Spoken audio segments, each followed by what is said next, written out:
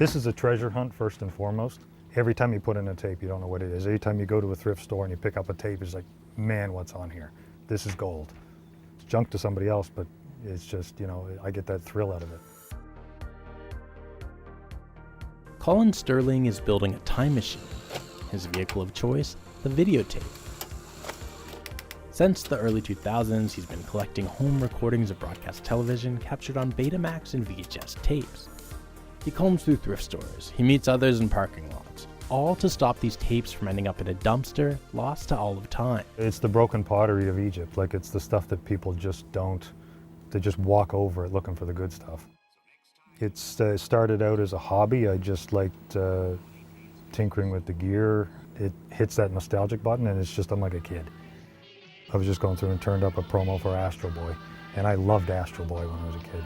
I just had that moment. I just stopped what I was doing. I was sitting there, I was having a beer, and it was just, man, this is awesome. That's what keeps me going. There's a fire behind it. What are you doing weekday mornings?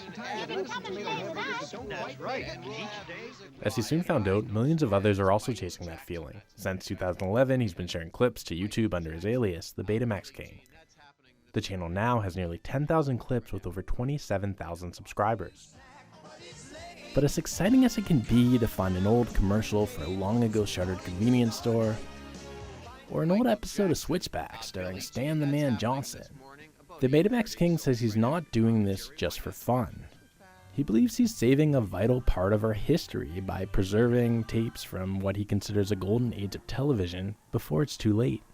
What I'm trying to do is save everything in between that gets lost when it comes to streaming services. And you got your ads and your promos and your bumpers and your logos and everything like that. The stuff that doesn't stay when the stuff goes off to be, you know, to a streaming site like Netflix or something like that. But this work is time consuming. Archiving tapes is done in real time and requires the use of long out of production VHS and Betamax players. So you end up teaching yourself how to do a lot of, how to adjust things. Like I'll use a pen, hold pressure on one single feeder reel, just to control the tape as it runs through the heads to get the best picture out of it. It's a very physical process, and there's so many physical things that can go wrong with getting the best rip you can out of it. So it's not as simple as put in a tape and push play. It's also a money pit, from the cost of the electricity to run the operation, to sourcing equipment and old parts online.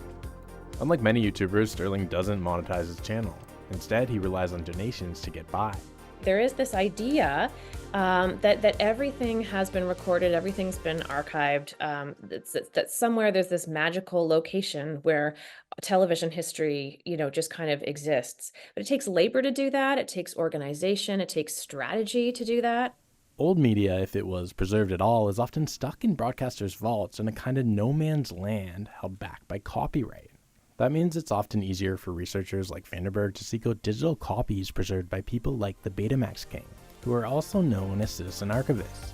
They didn't go to library school, but they see the importance of trying to salvage as much of this detritus. And even with all of them, and myself included, you know, this is a very small bit of the iceberg, right, that we can even capture.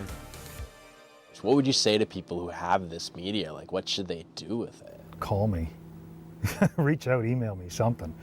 You know, think twice before you throw it away. That you might have the last one of anything on there that doesn't exist anywhere else.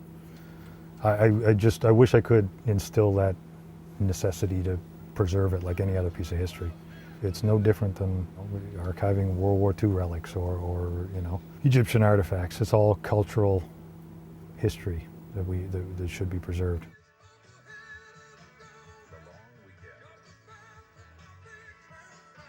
It features strange rituals.